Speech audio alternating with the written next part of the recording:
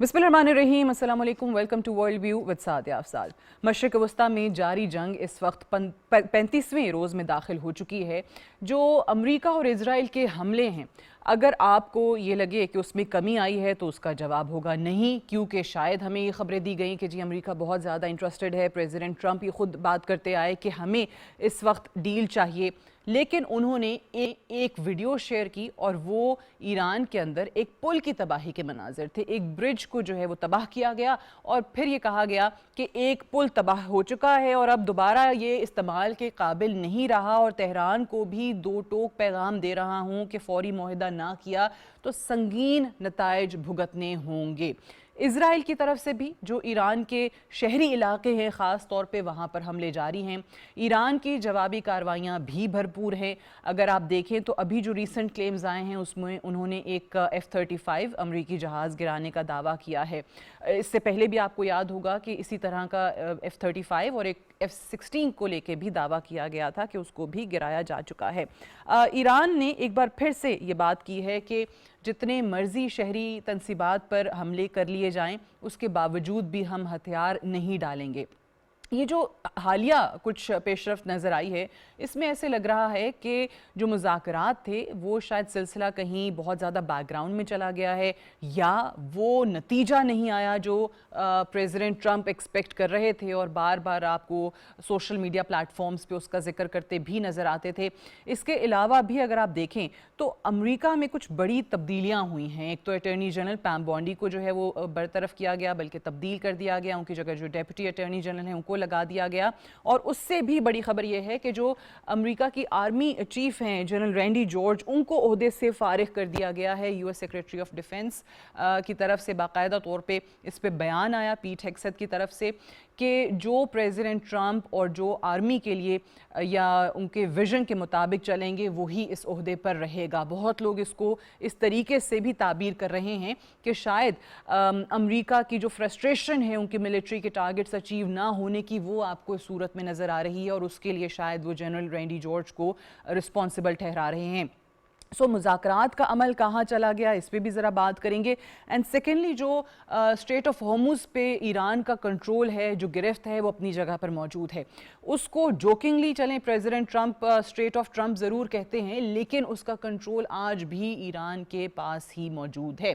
अब आपको याद होगा कि अमेरिका ने अपने तमाम मगरबी इत्तहादियों से कहा था कि वो एक जॉइंट मिलिट्री ऑपरेशन करें और ईरान से अबनाए हुर्मुज़ को छुड़वाएं, और वहाँ पे जो ऑयल की और ऑयल टैंकर्स की तरसील है उसका सिलसिला दोबारा से शुरू हो, आमदोरफ्त दोबारा शुरू हो। अब उस पर बरतानिया की सरबराही में जो 40 मुल्की इत्तेहाद हमें नज़र आ रहा है, जिन्होंने ये कहा है कि जी हम दो स्टेजेस पे काम करेंगे। एक तो जो माइंस वहाँ पे लगाई गई हैं ईरान की तरफ से उनकी सफाई होगी, जो बारूदी सुरंगें हैं। उसके बाद दूसरे मरहले के अंदर जो हमारे शिप्स हैं, जो ऑयल टैंकर्स हैं, उसको हमारी मिलिट्रीज एस्कॉर्ट करेंगी।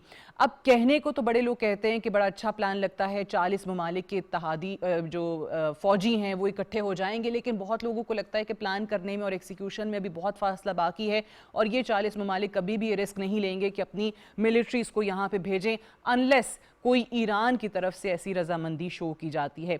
इस सारी सूरत हाल पे सबसे पहले बात करेंगे। And to talk more about this I am joined by an expert on international relations, doctor Salma Malik. बहुत बहुत शुक्रिया डॉक्टर साहिबा for joining me today on world view.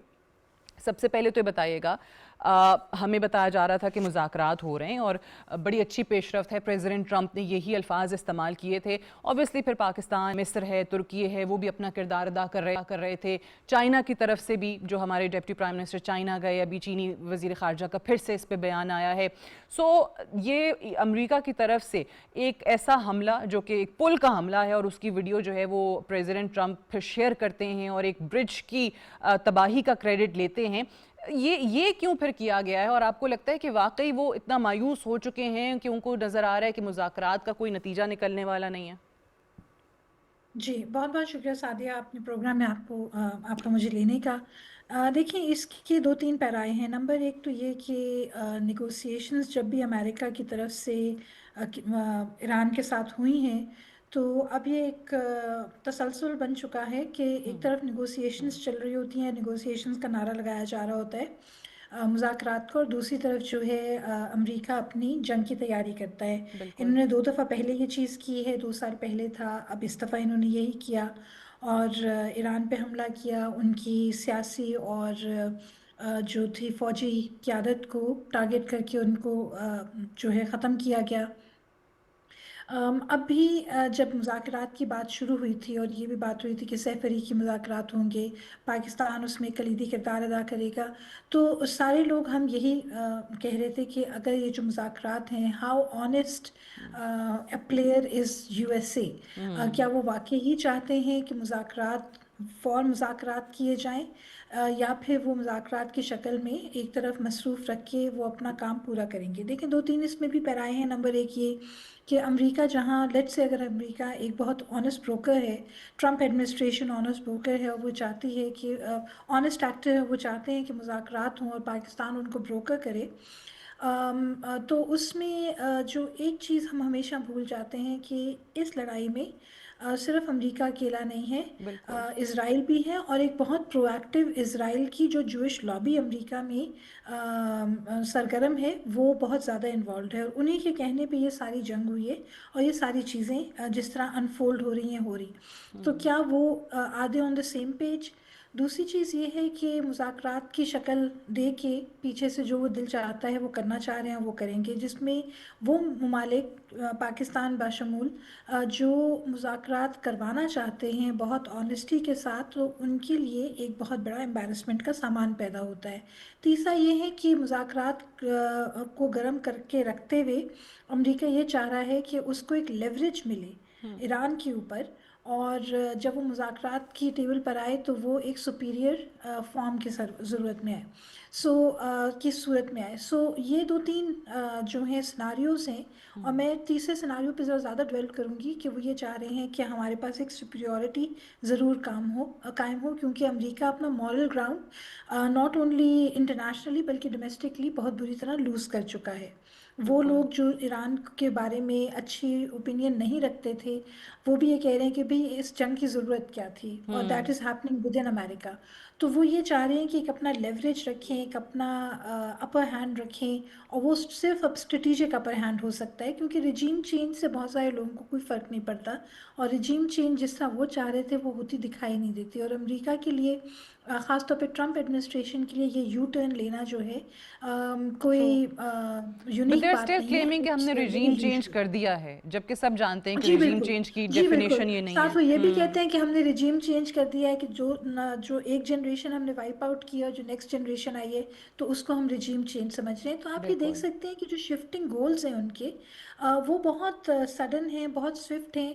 और हम जब जंग के बारे में पढ़ाते हैं तो जंग की हिकमत अमली का एक सबसे बेसिक टेनेट ये होता है कि आप अपना ऑब्जेक्टिव जो बनाते हैं जंग करने से पहले, उस ऑब्जेक्टिव को आखिरी मिनट तक कायम दायम रखें और उसके ऊपर कायम दायम रहें। और यहाँ हम देखते हैं कि जी एकदम विदाउट एनी इंटेंट ये जंग शुरू हुई, और ये कोई पहली दफ़ा नहीं है। अमेरिका की हर जंग पिछले 30 से 40 सालों में इसी तरह शुरू हुई है कि उन्होंने प्रिटेक्स्ट कुछ दिया, अंदर से मतलब कुछ और था, और फिर वो उस जंग में इतनी बुरी तरह इन्वॉल्व हो गए कि आफ्टर हैवी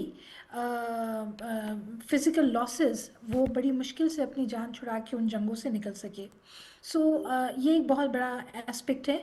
और अमेरिका अब अगर ये कहता है कि जी हमने रिजीम चेंज कर दी है, तो ये बिल्कुल। एक तरह से वो अपनी फेस सेविंग कर रहा है, उससे ज़्यादा कुछ नहीं है। दूसरी चीज़ जो बहुत ज़रूरी है देखने वाली, वो ये भी है कि ख़ास तौर पे जो आप इस करंट इंसिडेंट की बात कर जी। रही हैं, पुल को उड़ाने की, जी। तो जो ब्रिजेस हैं वो स्ट्रेटेजिक एसेट होते हैं जहाँ बिल्कुल। से passage of goods and services हो सकता है, तो उन्होंने उस ब्रिज को उड़ाया। However one can not also discount the aspect of artificial intelligence, ठीक है। क्योंकि आज की जो जंगें हैं वो बहुत ज़्यादा नर्व्स की जंगें हैं। Who blinks first, how they blink first. और किसी ज़माने में अगर न्यूक्लियर ब्रिंक्समैनशिप कही जाती थी, तो अब जो है हम ये देखते हैं कि अब एआई के ज़रिए, साइबर टेक्नोलॉजी के ज़रिए जो ब्रिंक्समैनशिप है उसकी नेचर बहुत हद तक बदल गई है। तो इस बिल्कुल। तरह की जो एक साइकोलॉजिकल वॉरफेयर अमेरिका चाह रहा है इम्पोज करना ईरान के ऊपर और ये दिखाना कि हम उनको डिफीट कर रहे हैं फिजिकल एंड स्ट्रेटेजिक लेवल पे, तो अमेरिका के लिए और जो उसने मुख्तलिफ ऑडियंसेस चुनी हुई हैं उन सब ऑडियंसेस के लिए बहुत ज़रूरी है। बिल्कुल। और हम ये जिस तरह आपने आर्टिफिशियल इंटेलिजेंस का जिक्र किया, तो इसमें दो बुनियादी चीज़ें इस जंग में ख़ास तौर से नज़र आ रही हैं कि इकनॉमिकली किस तरीके से आपने नुकसान पहुंचाना है, तवानाई के ख़ास तौर से वसाइल जो हैं वो तबाह कैसे करने हैं, चाहे वो गैस है, तेल है, बिजली इंफ्रास्ट्रक्चर है। और जो ईरान का भी जो रिसेंट अभी अटैक हुआ वो टेक कंपनी पे हुआ, जो अमरीकी टेक कंपनी है। तो यहाँ पे टेक्नोलॉजी के मैदान में कैसे दूसरों को जेर करना है वो बहुत एक बुनियादी हमें हिस्सा नज़र आता है इस पूरी जंग की हिकमत अमली का। ये बताइए कि अभी जिस तरीके से शायद वो जो गोल पोस्ट है इस जंग के अंदर भी अमेरिका का, प्रेसिडेंट ट्रंप का, दैट कीप्स शिफ्टिंग। वो एक चीज़ कहते हैं फिर दूसरी चीज़ कहते हैं, एक चीज़ को अपनी कामयाबी गर्दानते हैं फिर दूसरी चीज़ पे वो चले जाते हैं। इस वक्त आपकी नज़र में क्या वाकई कोई फेस सेविंग जिसकी कोशिश की जा रही है वो पॉसिबल है प्रेसिडेंट ट्रंप के लिए? क्योंकि उनकी फ्रस्ट्रेशन तो हमें नज़र आ रही है जब वो अपनी फ़ौज के सरबराह को बरतरफ कर देते हैं, या पैम बॉन्डी जिनका वो सेनेट हेयरिंग लाइव सबने देखी थी डिपार्टमेंट ऑफ जस्टिस के हवाले से, एप्स्टीन फाइल्स के हवाले से, she couldn't justify, she couldn't answer and obviously the government was pretty angry with her. So ये तमाम तर चीज़ें आपको लगता है कि फिर भी कोई फेस सेविंग प्रोवाइड कर सकती हैं प्रेसिडेंट ट्रंप को, या अब बहुत देर हो गई है? देखिए मैं बहुत मीडिया पे ये ऐसी बात कहना नहीं चाह रही, बट द फैक्ट इज कि it doesn't really matter to president Trump कि उनका ओके। जो फेस है वो सेव हो रहा है ठीक कि है। नहीं हो रहा। सो मैं वो पर्टिकुलर वर्ड इस्तेमाल नहीं करना चाह रही, पर मसला ये है कि he is a person who can get away with anything. ठीक है, वो यानी ईरान में छोटे बच्चों को शहीद करके अगले मिनट कहते हैं कि जी इरेनियंस ने किया, वो बहुत धड़ल्ले से कहते हैं। और इस तरह की वो कॉन्वर्सेशन करते हैं जिसपे सारे इनके इर्द गिर्द लोग लाइव टेलीविजन पे मुंह खोल के उनको देख रहे होते हैं कि ये किस किस्म की बात कर रहे हैं। सो उनको ये चीज़ें मैटर नहीं करती कि फेस सेव हुआ है कि नहीं हुआ। हाँ, जो चीज़ मैटर करती है वो चीज़ मैटर करती है जहाँ वो सिलेक्ट इंडिविजुअल्स जिनमें लीडरशिप है, अमेरिका की, इजरायली लीडरशिप है और मुख्तलिफ और ममालिक की लीडरशिप है जो कि इकट्ठे होके ईरान के ख़िलाफ़ एक महाज बना के ये सब कुछ करना चाह रहे हैं। एट द सेम टाइम मैं ये नहीं कह रही कि ईरान में मसाइल नहीं है या ईरान जो है वो उसका कोई इशू नहीं है, बट अगर हम इस सारे कॉन्फ्लिक्ट के सिनारियों को लेयर बाय लेयर डिकन्स्ट्रक्ट करने की कोशिश करें तो हमें ये बड़ी आसानी से दिखाई देता है कि ईरान के इर्द गिर्द बहुत सारे ऐसे ममालिक थे जिनके लिए ईरान का जो डाउनग्रेडिंग है स्ट्रेटिजिकली पावर प्ले में, उसकी एम्पावरमेंट में बहुत ज़रूरी था।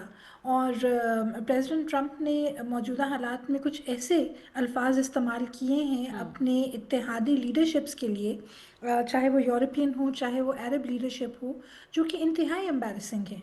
But true. बावजूद उसके वो बड़े आसानी से उन्हीं लोगों के साथ बात भी कर रहे हैं और चेस्ट थंपिंग भी कर रहे हैं और बैक थंपिंग भी कर रहे हैं। तो इस तरह की वो सारी चीज़ें करके उनको कोई फ़र्क नहीं पड़ता। सो ये डिपेंड करता है बिकॉज अब लीडरशिप किसी ज़माने में हुआ था करता था कि जो लीडरशिप है या जो किसी मुल्क का चीफ एग्जीक्यूटिव है उसके प्री रिक्विजिट्स क्या हैं। वो एक इमैक्युलेट कैरेक्टर का बंदा होना चाहिए, बड़ा स्टेडफास्ट होना चाहिए, एग्जाम्पलरी ऑरेटर होना चाहिए। और अब हम देखते हैं कि इन साहब की शख्सियत में ऐसा कुछ भी दिखाई नहीं दे रहा और वो इस चीज़ को एक एज एन एसेट इस्तेमाल करते हैं and he gets away with anything. So और जो आजकल की दुनिया में लीडरशिप है, और चाहे हम अपने पड़ोस के मुल्क में चले जाएं जहां उनका फॉरेन सेक्रेटरी हो जो कि करियर एग्जैक्टली। डिप्लोमेट है, उनके प्राइम मिनिस्टर हो, कोई भी हो, तो वो जिस तरह के अल्फाज का चुनाव इस्तेमाल कर रहे हैं तो वो एक्चुअली एक केस स्टडी है देखने की कि अब दुनिया में diplomacy, language of leadership, language of converse जो है नैरेटिव बिल्डिंग बहुत हद तक बदल गई है। और आप कुछ भी कह सकते हैं, किसी भी तरीके से अपनी जान छुड़ा सकते हैं। बिल्कुल। अच्छा, अभी जिस तरह आपने कहा कि जो लैंग्वेज है वो काफ़ी तब्दील हो चुकी है, और सिर्फ जंग की बात नहीं, इससे पहले ही अगर प्रेसिडेंट ट्रंप की पर्टिकुलरली उनके जो वेस्टर्न एलाइज़ हैं उनके लिए आप ज़बान देखें तो काफ़ी सख्त हो चुकी थी। चाहे वो उनका नेटो के हवाले से है, टैरिफ वाली जब पॉलिसी सामने आई, अदरवाइज़ भी वो कहते हैं कि जी ये बोझ हैं हम पे। अभी उन्होंने फ्रांस और जर्मनी को ख़ास तौर से ये कहा था कि जी वो जो करना है कर लें और जाके तेल ले आएं, और सारे वेस्टर्न कंट्रीज़ को भी बात कर रहे हैं, फिर उनको कावर्ड्स भी कहा, पेपर टाइगर्स भी कहा। अभी ये जो बरतानिया लीड कर रहा है और 40 ममालिक का इत्तेहाद बन रहा है कि जी हमने स्ट्रेट ऑफ हॉर्मुज़ को खुलवाना है 2 स्टेजेस के अंदर। दिलचस्प बात है कि अमेरिका इसका हिस्सा नहीं है, बिकॉज दे से कि हमें जब ज़रूरत थी तो आप आए नहीं, and now just do it alone, आप जाके अपना तेल लेके आ जाएं। सो ये कितना प्रैक्टिकल एक मिलिट्री ऑपरेशन हो सकता है? देखिए ये डिपेंड करता है, बिकॉज हमेशा जब भी हम लोगों ने देखा है US moving into any country, Afghanistan था, इराक था, या कोई ऐसे ममालिक हैं, तो अमेरिका ने हमेशा अपने इत्तेहादियों या इल्हाकियों पे जो है बड़ा डिपेंड किया है। और हमेशा से अमेरिका की कोशिश ये होती थी कि वॉर कैंपेन को लीड अमेरिका करे, उसकी स्ट्रैटेजी अमेरिका लीड करे, ताकि एंड बेनिफिशियरी अमेरिका ही हो, और जो बाकी जितने इत्तेहादी ममालिक हैं वो उसके नीचे सबसर्विएंट रोल प्ले करें, जो कि which was actually very surprising कि यूरोप कि उनके पास बहुत पावर है, उनके पास अच्छी वॉर मशीनरी है, स्ट्रैटेजी है। और बरतानिया जैसा मुल्क जिसने सारी दुनिया पे कब्जा करके सारी दुनिया को अभी तक स्ट्रैटेजी बिल्कुल। सिखाता और पढ़ाता है, तो ये बड़े willingly second fiddle role play करते रहे हैं। So now this a test of time, one can see कि अगर ये ममालिक आते हैं और मिलिट्री एग्रेशन करते हैं तो ये स्टैंड अलोन कितना खड़े हो सकते हैं, या फिर अगर अभी ये बात नहीं हो रही तो क्या ये बाद में अमेरिका और ये ममालिक जो हैं आपस में इत्तेहाद करेंगे और फिर कुछ करेंगे। अ, अगर खुदा न खास्ता कोई इस तरह की सिचुएशन बनती है तो ये जंग जो है वो एक आलमी जंग की शक्ल इख्तियार कर सकती है, बिकॉज वो एक बड़ा डेंजरस सिनारियो है। ये एक हॉरिजॉन्टल वर्टिकल स्प्रेड तो इस जंग का हो चुका है, पर एक हॉरिजॉन्टल स्प्रेड जो है वो मज़ीद होता दिखाई दे रहा है। ये भी हो सकता है कि consortium of these countries they get together और ईरान उनके साथ, क्योंकि ईरान भी एक बहुत ही प्रूडेंट मुल्क है, ईरान एक बिल्कुल। बड़ा पावरफुल मुल्क है, उसकी लीडरशिप बहुत प्रूडेंट तरीके से गहरी सोच रखती है। तो और कुछ ऐसे ममालिक जो मीडिएटरी रोल प्ले कर सकते हैं और यूरोपियन ममालिक के ऊपर ट्रेड या स्ट्रेटिजिक जो है इन्फ्लुएंस असर्ट कर, वो इन लोगों को ईरान के साथ निगोशिएट कराएं और इनको मैं उसी तरह मैं पॉलिटिक यही नुक्ता आपसे पैसेज पूछना का चाह रही थी कि एक्सेस ऐसी दिए। कोई सूरत अगर निकल जाए कि उसमें ये जी ममालिक बिल्कुल कह सकते हैं ईरान बिल्कुल। से कि जी this is not our war, we are not with Israel और the absolutely. United States of America, तो आप हमारे जहाज़ों को रुकने जाने दें, उनको मत रोकें। जी और ईरान जी। की रजामंदी से अगर हो तो ये मामला ज़्यादा बेहतर हो सकता है, बजाय इसके देखिए कि आप ईरान तो फौजी भेज रजामंद दें। है। ईरान ने जो शर्त रखी है वो ये है कि ये जो शिपमेंट्स हैं इनमें कुछ ऐसी चीज़ ना हो जो कि एंटी ईरान इस्तेमाल हो रही हो। ठीक। तो अगर ये बिल्कुल। ममालिक ये गारंटीज देते हैं तो जिस तरह बाकी ममालिक के शिप्स को सेफ पैसेज मिल गया है तो इनको भी मिल जाएगा, विच ऑल्सो शोज कि वेस्टर्न वर्ल्ड में एक बहुत मैसिव डिवाइड सामने आएगी, और जो ऑकस और क्वाड टाइप की इल्हाक हैं वो बहुत बड़े हद तक क्वेश्चनेबल हो जाएंगे। तो this is actually a redrawing of international strategic configurations. और इस जंग के खात्मे के बाद अगर दुनिया बाकी रही तो ये देखने का बड़ा इंटरेस्टिंग सिनारियो होगा कि ये सारी जो वेस्टर्न एलाइज हैं वो अपने आप को कैसे रीएडजस्ट करते हैं इस सिनारियो में। कैसे रीएडजस्ट करते हैं? बिल्कुल सही ये बताइएगा कि जैसे अभी हम बात कर रहे थे कि चलें ये जो इकदामात हैं थोड़ा सा फ्रस्ट्रेशन कहीं तो शो करते हैं कि आप ड्यूरिंग एन एक्टिव वॉर अपने फ़ौज के सरबराह को हटा दें, फिर अटॉर्नी जनरल पे बहुत ज़्यादा सख्त सवालात हुए, वो डिफेंड नहीं कर सकें, उनको आपने हटा दिया ओहदे से। घर पे उनकी क्या सिचुएशन है, जो रिपब्लिकन्स की तरफ से भी ख़ास तौर से क्रिटिसिज्म है कि जी आपने अगले इलेक्शन को हमारे लिए बहुत ज़्यादा मुश्किल बना दिया है। डू यू थिंक कि अभी भी कोई उनके इम्कानात हैं, does he still stand a chance? देखिए बहुत हद तक ये चीज़ें डिपेंड करती हैं उन इंटरेस्ट लॉबीज़ में जो इनको वापस फिर से लेकर आए हैं, ठीक है। ठीक है। मैं ये नहीं कह रही कि अमेरिकन डेमोक्रेटिक प्रोसेस जो है वो बिल्कुल ख़त्म हो चुका है और वो करप्शन है और कॉन्स्पिरेसी थी, सही। बट कहीं ना कहीं तो असरात बट हैं इफ यू उसके, लुक बैक इन्फ्लुएंस है। ऑन हिज री इलेक्शन, जी बिल्कुल, जब आप री इलेक्शन को देखते हैं तो उससे पहले जो उनकी इम्पीचमेंट, उनके ऊपर जो मुकदमात थे वो किस तरह फिजल आउट हुए, कैसे उनको रिप्रीव मिली, कैसे उनको फिर से आने का पोटेंशियल जो है प्लेटफॉर्म मिला, और वो एक दफ़ा फिर से सदर बन के आए। जब वो सदर बन के आए तो उन्होंने आते ही जंग का ऐलान खुलेआम ऐलान कर दिया और फिर हम ये देख रहे हैं कि ये है। तो इसमें ये देखना अब मुश्किल नहीं है कि कौन सी ऐसी लॉबीज़ हैं जिन्होंने उनको वापस लाने में मुतहरिक रही हैं और वो वापस आके उन्हीं लॉबीज़ को जो है उनका इंटरेस्ट फुलफिल कर रहे हैं। सो इज़ इट रियली कि इन लॉबीज़ की ही वजह से इनका री इलेक्शन होगा या कुछ ऐसी चीज़ होगी? तो this is a big question mark. America का जो डेमोक्रेटिक सिस्टम है, इलेक्टोरल सिस्टम है, उसकी एक बहुत स्ट्रॉन्ग स्ट्रेंथ और वैल्यू है। बट कुछ चीज़ें आने वाले दिनों में, और जाहिर है प्रेसिडेंट ट्रंप के लिए बहुत क्रूशल है कि वो ईरान वॉर को अपनी फेवर में टर्न आउट करें ताकि लोगों को लगे कि ये वॉर जो है और उससे जो रेवेन्यू अर्न हो, तो उससे जो फ़ायदा होगा ख़ासतौर पे ट्रंप साहब की अपनी रेपुटेशन पे और उनकी एडमिनिस्ट्रेशन की जो ऑयल का रेवेन्यू है या जो स्ट्रेट्स का कंट्रोल इनके पास अगर आता है, तो that's going to be a massive strategic victory for him. So वो बेसिकली उस पे बैंक कर रहे हैं क्योंकि वो अब इस फियास्को में फंस चुके हैं। अब उनको समझ नहीं आ रहा कि इससे निकले कैसे। कैसे एक निकले, ये चीज़ हो बिल्कुल। गई। दूसरी चीज़ ये है कि आज ही अमेरिका की जो है पार्लियामेंट कांग्रेस ने जी। जो वहाँ बात हो रही है कि मैसिव डिफेंस बजट जो है उसको इंक्रीज किया जाए, जो कि ट्रंप साहब की इनिशियल कॉन्वर्सेशन के ऊपर बहुत ज़्यादा असर डालेंगी। और इस वजह से अमेरिका के लिए, ट्रंप एडमिनिस्ट्रेशन के लिए, उनकी फेवरेबल एड्स के लिए, उन लॉबीज़ के लिए जो उनको लेके आए हैं, एक ऐसी नैरेटिव ईरान के साथ क्रिएट करने की उनको सख्त ज़रूरत है जिसमें Trump and his cohorts look like Victus.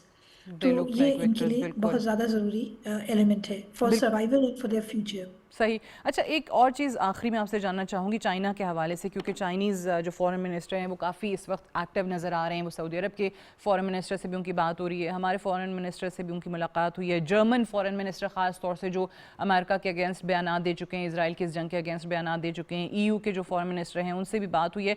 सो ये जो चाइना की तरफ से मुख्तलिफ तबसरे और आपको जो ख़बरें मिलती हैं कि जी ईरान को चाइना की अगर गारंटी मिल जाए या रशिया की मिल जाए, चाइना ज़्यादा सबसे ज़्यादा कहा जाता है कि जी उसकी पोजीशन ज़्यादा स्ट्रॉन्ग हो गई है। आपको लगता है कि चाइना इस पूरे मामले में गारंटीज़ वाकई लेगा कि अमेरिका हमला नहीं करेगा, इसराइल हमला नहीं करेगा, उसकी कोई सूरत है?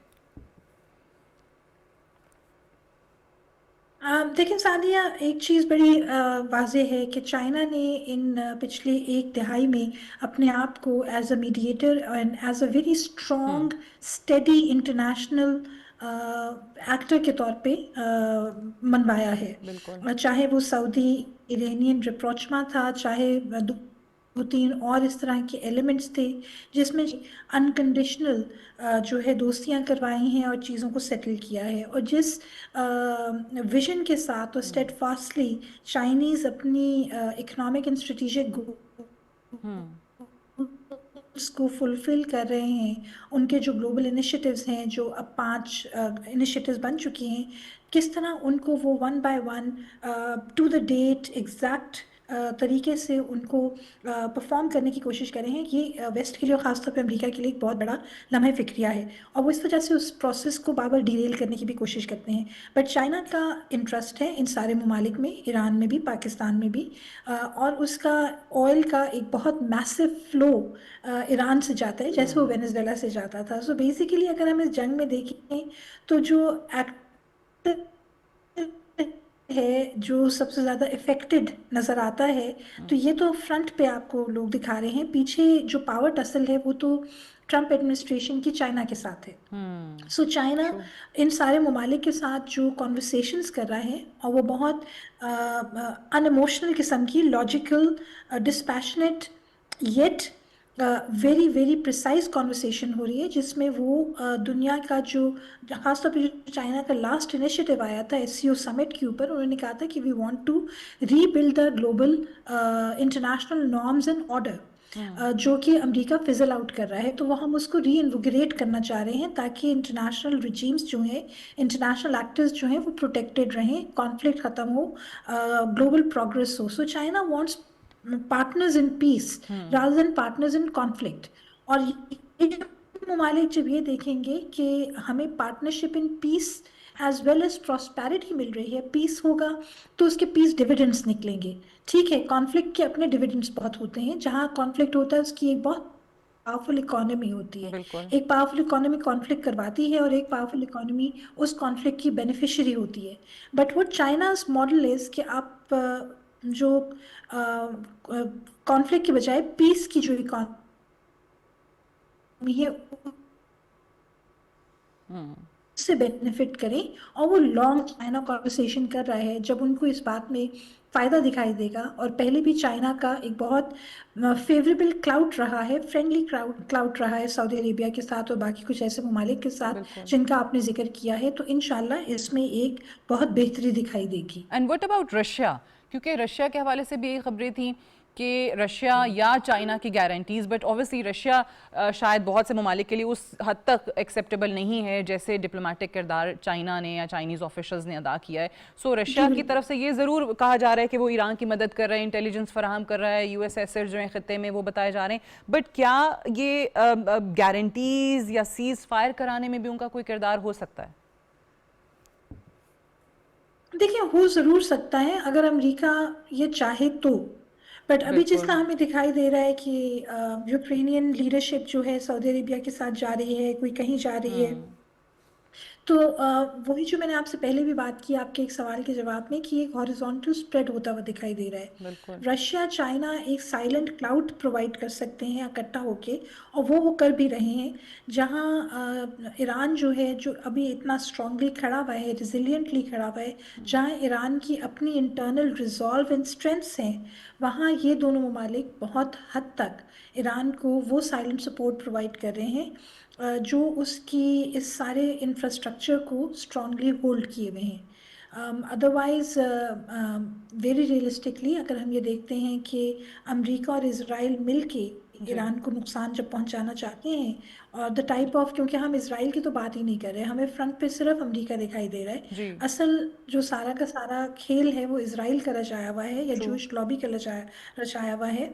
तो फिर यहाँ ये जो साइलेंट एक्टर्स हैं, they can both be makers as well as breakers.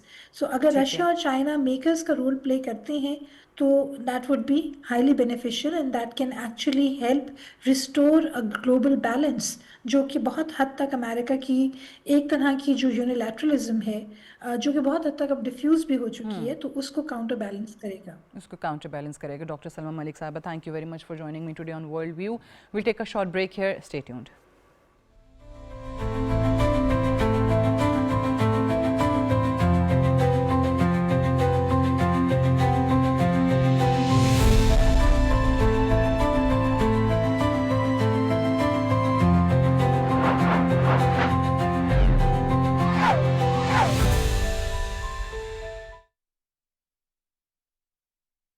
जिंदगी के बहुत से रंग हैं और उनमें छुपी गहराइयाँ भी। मियाँ बीवी के दरमियान का रिश्ता बराबरी का होना चाहिए, ऐसे खौफ और डर का नहीं। वैसे भी हम लोग नए ज़माने की लड़कियां हैं, एकदम फियरलेस।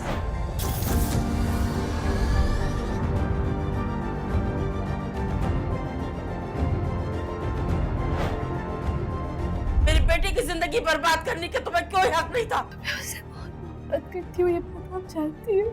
मेरे अलावा किसी को हक नहीं है जो मेरी बीवी को रुलाए।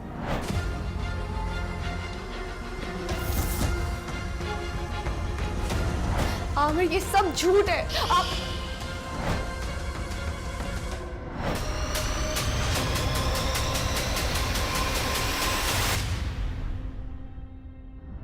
बस, मैं थक चुकी हूँ बेबुनियाद इल्जाम सुन सुनकर, अब और नहीं। पूरी दुनिया हमारी लव स्टोरी की मिसालें देगी।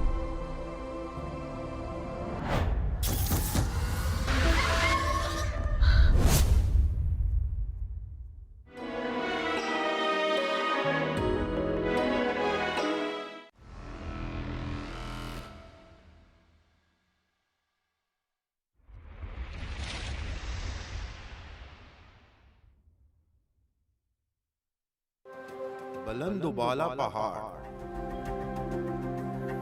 कश्मीर से गिलगित बल्तिस्तान तक, सब्ज़ाज़ार शजर,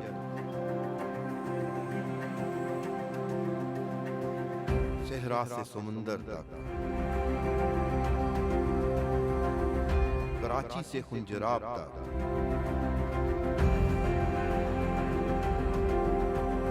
हर खित्ते की सकाफत का हुस्न बेमिसाल।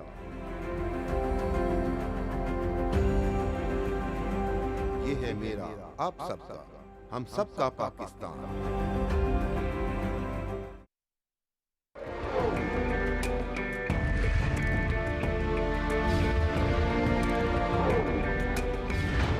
पाकिस्तान की दास्तान, इसके लिए की गई जद्दोजहद और इसका हुसूल रहती दुनिया तक इंसानों के लिए रहनुमा रहेगी कि किस तरह अजीम मुश्किलात से नबुर्द आसमां हुआ जाता है।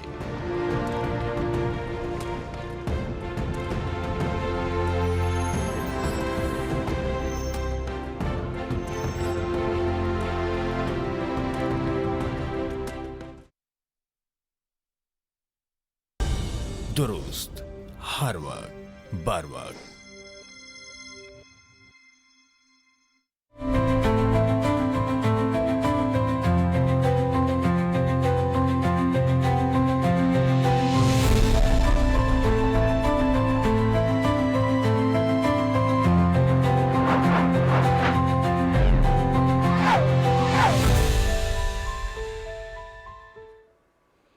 Welcome back to world view with Sadia Afzal. Break पे जाने से पहले भी जैसे हम बात थे कि मशरिक़ वस्ता में जारी जंग मजीद शदीद होती दिखाई दे रही है। एक तरफ मुज़ाकरात की बात भी हो रही है, बैकग्राउंड में वो सिलसिला भी जारी है, लेकिन अमरीका और इजराइल के ख़ास तौर से ईरान के एनर्जी इंफ्रास्ट्रक्चर पे और जो शहरी तनसीबात हैं, शहरी इलाके हैं, वहाँ पे हमले ज़्यादा तेज़ हो गए हैं।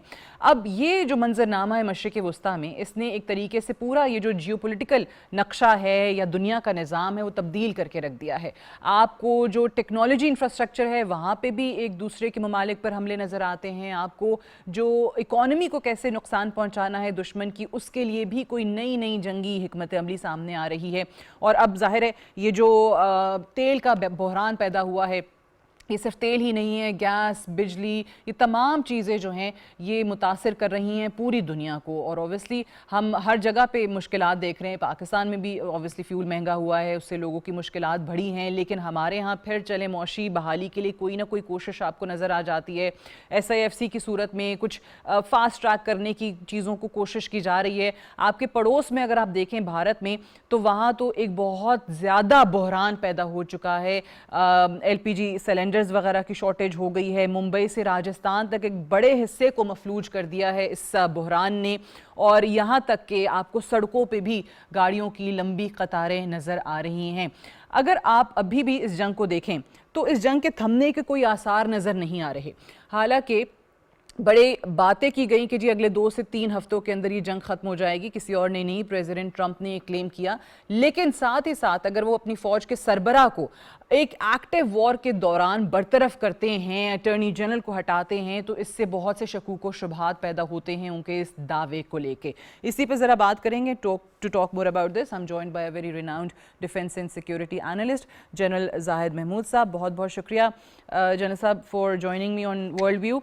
सबसे पहले तो ये बताइएगा, आप खुद फौजी हैं, ये एक एक्टिव वॉर, एक इतनी बड़ी वॉर जिसको कहा जाए कि बहुत ही डिसाइसिव है हमारे लिए, और ये फैसला कुन जंग साबित होनी ही होनी है। इसने फ्यूचर अब तब्दील करना है, ताकत का तवाज़ुन जो है वो तब्दील करना है। एक ऐसी जंग के दौरान आप अपनी फ़ौज के सरबराह को हटा दें, ये क्या जाहिर करता है? जी thank you very much Sadia for having me. देखिए इस जो कॉन्टेक्स्ट है जन जॉर्ज का, ये आर्मी चीफ है। थोड़ा सा ऑपरेशनल तो एस्पेक्ट देखिए, जो ऑपरेशनल प्लानिंग है या जो ऑपरेशनल इम्प्लीकेशंस है, वो तो चूंकि सेंटकॉम इज द लीड, जिसके AOR में ये होता है, और सेंटकॉम के ट्रूप्स ही और उन्हीं की ऑपरेशनल प्लानिंग चल रही होती है। But is the commander of the army जी, और जितने भी आर्मी के जो ट्रूप्स होंगे, चाहे वो सेंटकॉम में हो या चाहे, और ये सिर्फ एक इसी सेंटकॉम के नीचे नहीं, जहां जहां आर्मी के ट्रूप्स बाकी कमांड्स के नीचे, उनके सरबराह को हटा देना is a huge demoralising factor जी। स्पेशली उनकी जो आर्मी है, वो लोग देखेंगे कि जी हमारे सरबराह को हटा दिया गया है, at that too in the middle of a war. ये बड़ा डिमोरलाइजिंग फैक्टर होता है। आई एम श्योर कि he must have not consented, कह लें, या अपने कोई उन्होंने कमेंट्स ऐसे दिए होंगे जिसको पॉलिटिकल लीडरशिप ने एक्सेप्ट नहीं किया होगा। ओवरऑल भी हम देख रहे हैं सादिया कि जो मिलिट्री इनपुट हमें थोड़ा सा अंदाजा हो रहा है और पॉलिटिकल जो इनपुट है वो लैक ऑफ ऑब्जेक्टिव्स की वजह से, जब आपकी स्ट्रेटजी नहीं होती किसी जंग को लड़ने की, स्ट्रेटजी किस चीज का नाम है? स्ट्रेटजी है सामने का, फ्रंट के अंदर आगे बढ़ने का, फ्यूचर के अंदर चीजों को लेकर जाने का और किसी एक डिजायर्ड रिजल्ट या डिजायर्ड स्टेट में लेकर जाने का। जब स्ट्रेटजी में आप पिछले 40 साल की नफरत के ऊपर एक जंग बेस करेंगे, वेंजेंस के ऊपर जब आप एक जंग बेस करेंगे, तो वो इसी तरह जैसे you are driving a car और देख किधर है बैक व्यू मिरर, पीछे का सीन देख ले कि ड्राइव कार, अब तो आप एक्सीडेंट ही करेंगे। यहाँ पे उस स्ट्रेटेजी के मिसिंग है कि हमने जो फ्यूचर में क्या हमने स्टेट हासिल करनी है। 40-45 साल की प्रेसिडेंट ट्रंप ने जिक्र किया कि जी क्या क्या होता रहा, उसके गुस्से में, नाराजगी में, and most importantly basin on the political objectives of Israel, जो किसी और का जंग है, ऑब्जेक्टिव्स है, उसके लिए भी जब आप अपनी फौज को लगाएंगे, हम भी फौज में आपने जिक्र किया कि जी आप भी, हम देखे ना, नेशनल पर्पस के लिए, नेशनल मकासद के लिए फौजें जान दे देती हैं जी। और हम जब लीडरशिप लेके चलती है तो जो जवान है, ट्रुप्स है आपके, वो आपको नेशनल काज के ऊपर अपनी जान का नजराना पेश करते हैं, पर्पस के ऊपर नजराना पेश करते हैं, अपने रिलीजन या जहां से मोटिवेट होते हैं, वो किसी इंडिविजुअल के ताबे नहीं होते या उसकी वजह से नहीं कर रहे होते कि जी मुझे हुक्म मिला है प्रेसिडेंट ने या उसने दिए, वो एक्चुअली नेशन को सामने रख के करते हैं। तो यहाँ चूंकि नेशनल ऑब्जेक्टिव्स की भी कमी थी, और आई एम श्योर कि उन्होंने इस तरह का कोई कमेंट किया होगा या डिसएग्री किया होगा। और ट्रंप पर उनकी एडमिनिस्ट्रेशन का तो रिकॉर्ड है कि वो जो चीजें सोच लेता है, इवन के ऑफिस में आने से पहले इन्होंने एक चेयरमैन जॉइंट को, आपको याद होगा, सैक करने का डिसीजन कर लिया था, एंड ही रिजाइंड। तो हम देख रहे हैं कि लेकिन ये आपने बिल्कुल सही कहा कि it is still a very demoralising factor जो वहाँ पे सोल्जर्स हैं उनके लिए भी। अब एक टाइम पे ये जो आप बात कर रहे हैं, इस हवाले से कुछ मैं देख रही थी कि यूएस प्रोफेसर्स हैं, मुख्तलिफ चैनल्स पे नज़र आते हैं, वो ये बात कर रहे थे कि जो अमेरिकन मिलिट्री को नुकसान पहुँचाया है ईरान ने, ये शायद तवक्को नहीं की जा रही थी। अभी भी देखें वो F-35 गिराने की बात कर रहे हैं, फिर वो एक और वॉरशिप अब्राहम लिंकन, उस पर ड्रोन्स मारने की बात कर रहे हैं, इससे पहले भी एक जहाज गिराने की बात हुई है। ये आपको लगता है कि वाकई मिलिट्री के अंदर भी कहीं ना कहीं इस चीज़ को लेके कोई मुज़ाहमत मौजूद है कि जनाब गोल पोस्ट चेंज होता जा रहा है या क्लियर कोई स्ट्रैटेजी नहीं है, ऑब्जेक्टिव हासिल क्या करना है? क्योंकि अगर आपको याद हो तो यूएस की 18 इंटेलिजेंस एजेंसीज की रिपोर्ट उस वक्त सामने आई थी जब प्रेसिडेंट ट्रंप ने इस जंग का आगाज किया था कि जी आपने जो ऑब्जेक्टिव रखा है regime change, that is not going to happen, ये पॉसिबल ही नहीं है।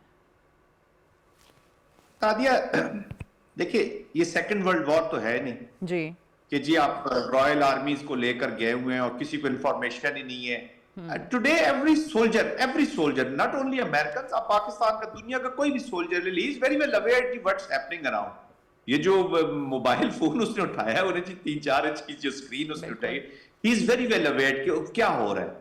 तो सो दे एग्जैक्टली ये जो भी आप इशारा कर रही है इंटेलिजेंस रिपोर्ट के अंदर, तो वो यही, वो मैं भी जो बात करता हूं उसको अगर लिंकेज करें तो वो यही है कि they were not clear about the political objectives of United States. जब इंटेलिजेंस एजेंसीज कह रही हैं कि जी there is no imminent threat, बिल्कुल हमें कोई इमिनेंट थ्रेट नहीं है, and you can't change the regime, और वहां पे आप ऑब्जेक्टिव्स हासिल नहीं कर सकते, तो इसका स्टार्ट इस वॉर का एक पर्पसलेस वॉर हो गया। और क्लियर नजर आ रहा है कि this war is being fought for Israel की पॉलिटिकल ऑब्जेक्टिव्स को अचीव करें, और इजराइल ने बहुत कुछ इस पे अचीव कर लिया है। अगर आप ये समझते हैं कि किसी ने अचीव नहीं किया, तो I think outside the theatre अगर किसी ने अचीव किया तो वो रशिया ने किया, और इनसाइड थिएटर अगर किसी ने वॉर के अंदर किसी ने किया तो वो इजराइल ने अपने ऑब्जेक्टिव अचीव कर लिए हैं। और अमेरिकन को वो इन्होंने इन्वॉल्व कर दिया, जो 40-45 साल प्रेसिडेंट्स कोई इन्वॉल्व ही नहीं होना चाहता था, दे न्यू इट। और America is not an ordinary application, Sadia, उनके सिस्टम्स हैं, ह्यूज सिस्टम्स हैं, तो जब तक वो सारे टिक यस ना हो जाए तब तक कोई चीज करते नहीं है। अभी देखिए नुकसान हो रहा है, डिमोरलाइज, अभी बूट्स ऑन ग्राउंड की कई दफा जब बहुत बातें करते हैं तो उस पर फिर मैं हमेशा यही कहता हूँ कि जी बूट्स ऑन ग्राउंड के लिए फिर वो इज दिस प्रेसिडेंट रेडी कि वो जो ब्लड की जो कॉस्ट है वो देने के लिए तैयार है, वो बॉडी बैग जब वापस जाएंगे। कौम ऑलरेडी उसकी आप अप्रूवल्स देख रहे हैं, मेरे ख्याल में अभी तो लेस देन 19% हो रही है जो अप्रूवल दे रही है इस वॉर की, और नीचे चलेगी। इवन इजराइल की रेटिंग्स देखें नीचे आ गई है जी, और इजराइल के लोग भी अब उस वॉर से बहुत ड्रास्टिक चेंजेस आई है। दैट्स व्हाई नेतन्याहू ने आज अपने एड्रेस में हल्का सा आपने देख लिया कि ये एग्जिस्टेंशियल थ्रेट हमारे साथ नहीं है जी अभी रहा ईरान। थ्रेट जरूर है बट एग्जिस्टेंशियल थ्रेट नहीं है कि हम वॉर ही करें उसके साथ, and we can deal with all the threats जो वो जनरेट करेगा। इसके बैकग्राउंड में फिर हमें वही चीजें समझने की जरूरत है, जैसे आपने कहा कि अमेरिका ने सिर्फ और सिर्फ इजराइल के लिए एक जंग लड़ी है। इजराइल का अपना हाल ये है कि उनकी फौज के सरबराह कहते हैं कि हमारे फौजी थक चुके हैं, मोराल डाउन है, हम कई महाजों पे लड़ रहे हैं, और शायद नेतन्याहू ने भी इसी वजह से ये बात की है कि जी एक फौरी तौर पे वॉर नहीं है या जो भी है। फिर नेतन्याहू के अपने खिलाफ बहुत लोग हैं, उसकी पॉलिसी पे लेके, वो 7 अक्टूबर के बाद से लेके केसेस बहुत ज्यादा हैं, ब्रीच ऑफ ट्रस्ट की बात है, करप्शन केसेस हैं, प्लस उसकी अपनी वॉर कैबिनेट के अंदर बजालिल स्मोट्रिच जैसे लोग मौजूद हैं, इतामिर बेन-गुवेर जैसे लोग मौजूद हैं जो इससे ज्यादा कहा जाता है कि हार्ड लाइनर्स हैं। आपको लगता है कि नेतन्याहू के लिए भी अब स्पेस कम होती चली जा रही है and he also has no political future? जी बिल्कुल ऐसा ही है। देखिए सादिया, जो सोल्जर होता है ना, एक सोल्जर की आप अगर हैयत को देखें तो वो भी इंसान है। उसको आप जब जेनोसाइडल ऑपरेशंस में यूज करेंगे, ईरान की वार का आगाज किस चीज से हुआ? 200 स्टूडेंट्स स्कूल, फलस्तीन में बच्चे, आपने एक वो पिक्चर देख रही होगी बार बार जिधर रवल गिरा हुआ है एक बिल्डिंग का, और उसमें से एक सिर्फ बच्चे का पांव, एक बच्ची का या बच्चे का पांव बाहर आया हुआ है जी। और जेनोसाइडल ऑपरेशन पैलेस्टाइन में तो डिमोरलाइज भी होती है। फिर constantly for a protected period of time आपने कॉन्स्टेंटली उनको एक कॉन्फ्लिक्ट में सोल्जर्स को रखा हुआ है और आपके वो एंड स्टेट आ ही नहीं रही जी। तो डिमोरलाइज तो होना है इजराइल की फौज ने, और इजराइल के लोग भी अभी दिन में 3 से 4 दफा अगर वो अलार्म पे चले जाते हैं बंकर्स के नीचे, तो it has an psychological impact, post trauma impact. जितना अमेरिकन सोल्जर्स, मैं तो अमेरिका में रहा हूँ जी, सेंटकॉम में, I have seen it very closely, जितना ट्रॉमा केसेस अमेरिका के अंदर थे अफगानिस्तान वॉर के, हम पाकिस्तान भी बड़ी प्रोलॉन्ग वॉर अल्हम्दुलिल्लाह not a single case here, इस वजह से कि ये जस्ट वॉर लड़ी रही। आप अफगानिस्तान की सॉइल पे आए, वो अमेरिकन सोल्जर्स आते थे, वो कहते थे यार किधर हम इस पत्थरों में आके लड़ रहे हैं, डिमोरलाइज हो जाते थे, वापस जाते हैं, फैमिलीज शैटर हुई होती हैं, mostly they don't find their families, और बड़े बड़े इश्यूज रहते हैं। तो वो इजरायली भी इसी चीज से गुजर रहे हैं 24/7 फॉर अ प्रोटेक्टेड पीरियड। एक साइकोलॉजिकल जो डायमेंशन है सोल्जर की, उसको भी समझने की जरूरत होती है। अनफॉर्चुनेटली पॉलिटिक्स के दिल में वो, चूंकि पॉलिटिक्स के अंदर दिल नहीं होता, वो अपने पॉलिटिकल ऑब्जेक्टिव्स के लिए कई दफा इतना क्रूअल डिसीजन मेकिंग हो जाती है। अब यहाँ पे एक और चीज, इजराइल के अंदर जो लिक्विड पार्टी है या हेट बेस्ड आइडियोलॉजिकल पार्टी है, उसके तो एक्सपेंसेस डिजाइन के लिए दे नीड फ्रिक्शन। 20 उन्हें लॉन्ग टाइम के लिए फ्रिक्शन, उनका सबसे बड़ा दुश्मन है पीस इन दैट रीजन, क्योंकि उनके एक्सपेंसेस डिजाइन नहीं पूरे हो रहे, उनकी जो लस्ट फॉर पावर है वो खत्म नहीं हो रही। इसी तरह आप भारतीय जनता पार्टी को, संघ परिवार को यहाँ पे देखें, दे नीड फ्रिक्शन। इसलिए तो 2014 जब से बीजेपी आई, भारत का स्ट्रेटेजिक कंस्ट्रक्ट ही चेंज हो गया। इनका जो स्ट्रेटेजिक थॉट है वो चाणक्य और कोतालिया और वो हिटिंग योर नेबर्स पे और उस पे चला गया। और उसी पे उनके बड़े सीजन्ड डिप्लोमैट जिनके वालिद साहब भी यही काम करते आए हो, एस.जे. शंकर, वो उनकी जबान देख ले कैसी हो गई। तो ये बीजेपी का असर हुआ। तो ये सुप्रा इकोनॉमिक एलीट जहां जहां पॉलिसीज बना रही हैं, उनकी फौजें स्ट्रेस में हैं। यहां पे भी देख लें, ये मोदी का ओबीसी उन्होंने रखा हुआ है सामने, एक अदर क्लास, बैकवर्ड क्लास, सिर्फ एक फेस देने के लिए है वो भी। बाकी 4-5 बर्मन है, शंकर साहब भी बर्मन है, या बनियाज है या बर्मन है इनके ड्रेस। उधर लिक्विड पार्टी में देख लें, अच्छा उन्हीं की इन्वेस्टमेंट जो अमेरिकन पॉलिटिक्स में चली जाती है। तो ये जो वेरी स्मॉल माइनॉरिटी जो है, ये इनकी एलीट ने कैप्चर कर लिया। वो देर नॉट बॉदर्ड कि अवाम उनके साथ है या नहीं है, वो बस पावर में आए, अपने मकासद को हासिल करें और अपनी फौजों को यूज करें एज देयर मिलिटेंट विंग्स। अभी देखिए ना, आर्मी ये जो चेयर के सीडीएस है, इन्होंने जो किताब, सिटिंग सीडीएस एक किताब लिख रहा है इंडिया के बारे में, रिसर्चेड इंडिया समथिंग उसका जो नाम है, तो उसमें वो कह रहा है कि जी हम इसकी जो हिंदुत्व की जो बेसिक फिलॉसफी है वॉर की, उसके ऊपर हम अपना मॉडर्नाइजेशन और इसकी डेवलपमेंट करेंगे। अपनी फौज को सोच देखें कहां की आ रही है। वहां पे भी आपने देखा जूइश सोच आ रही है। हैशटैग को आप देख रहे हैं कि क्रिश्चियंस, आई मीन चीजें वो लेके क्रिश्चियनिटी को कोट कर। पहली दफा हमने किसी ब्रीफिंग रूम में अमेरिकन, जहां पे सेक्रेटरी ऑफ वॉर खड़े हैं, साथ उनके मिलिट्री चीफ खड़ा है, और वहां पे कोट हो रही है बाइबल के बीच में से कोटेशंस के, उसको रिलीजियस एक रंग देने के। तो बहुत सी डायनेमिक्स चीजों की चेंज हो रही है। मिलिट्रीज को कहीं पे, जहां पे भी आप अपने मकासद जो नेशनल मकासद में यूज करेंगे तो वहाँ डिमोरलाइजेशन बट जिस तरह अभी मैं जो नेतन्याहू का भी हवाला दे रही थी कि जी उनकी काबीना के अंदर भी आपको वो देखे ही होंगे आपने, वो जो उनके वजीर जिन दोनों का मैंने नाम लिया, ये जब फलस्तीनी कैदियों को सजाए मौत देने की बात हुई तो किस तरीके से वो सेलिब्रेट कर रहे थे और जश्न मना रहे थे उसकी मंजूरी पे। तो ये जी, तो इनके हवाले से जो एक आम तासुर है कि ये ज्यादा सख्त गिर मौकफ रखते हैं फलस्तीनियों को लेके, और इनमें से आपको याद होगा कि दोनों की मुखालफत आई थी जब ये गजा पीस बोर्ड का ऐलान हो रहा था, तो इनको लग रहा था कि जनाब नेतन्याहू कोई कॉम्प्रोमाइज करके आ रहा है, तो उन्होंने मुखालफत की थी उस चीज की। सो इनके अगर वाकई चांसेस हैं तो ये तो फिर और अपनी मिलिट्री को एक और क्राइसिस की तरफ ले जाएंगे अगर ये ग्रेटर इजराइल के चक्कर में नेतन्याहू से ज्यादा इकदाम करते हैं सख्त। देखिए, फॉर राइट को साथ रखने के लिए कोलिशन गवर्नमेंट है इजराइल के अंदर और उसने उसको मेंटेन रखने के लिए उनको हमेशा हाईजैक ही रहे नेतन्याहू भी, लेकिन नेतन्याहू भी कोई कम नहीं है, वो इनसे भी आगे है। देखिए, मैंने जैसे पहले सादिया कहा है कि they need to have friction, इसी हेट बेस्ड आइडियोलॉजी की they need blood and they need hate to pursue their objectives. तो उन्होंने तो इस चीज को लेकर चलना ही है, वो इसको और आगे बढ़ाएंगे बल्कि।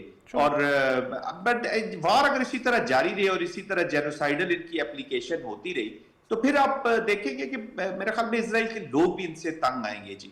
अब इतना लंबा पीरियड हो गया, हर चीज की एक लाइफ होती है ना, एक लाइफ होती है, आप एक चीज को कुछ अरसे के लिए चला सकते हैं। मुझे लगता है, आई पर्सनली फील कि आफ्टर दिस वॉर जो पॉलिटिक्स फिर इनके नेतन्याहू के ऊपर करप्शन के जो चार्जेस हैं बहुत हैवी चार्जेस हैं, ऑलरेडी इज कोर्ट्स में इनकी चीजें गई हुई हैं। तो I think there are other elements also जो इस वक्त वॉर की वजह से ये सिचुएशन से दबे हुए हैं। Probably this politics will take a turn. Right, general Zahid Mahmood साहब, thank you very much for joining me today on world view. Will take a short break, break से वापस आएंगे तो आप देख सकेंगे एडिटोरियल सादिया स्टेक।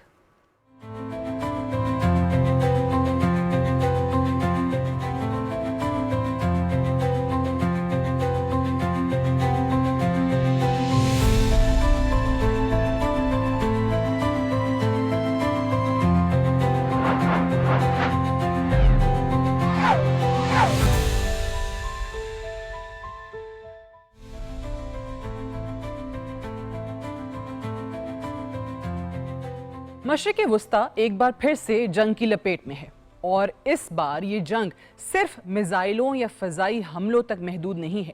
इस जंग में एक ऐसा पहलू इस बार नुमायां हुआ है जिससे अक्सर शायद नज़रअंदाज किया जाता रहा हो, और वो ये कि शायद ताकत के तवाज़ुन से ज़्यादा ज़रूरी चीज़ हो चुकी है तवानाई पर कंट्रोल हासिल करना। दुश्मन को कैसे ज़ेर करना है उसमें तवानाई एक बहुत अहम वसीले के तौर पे सामने आया है।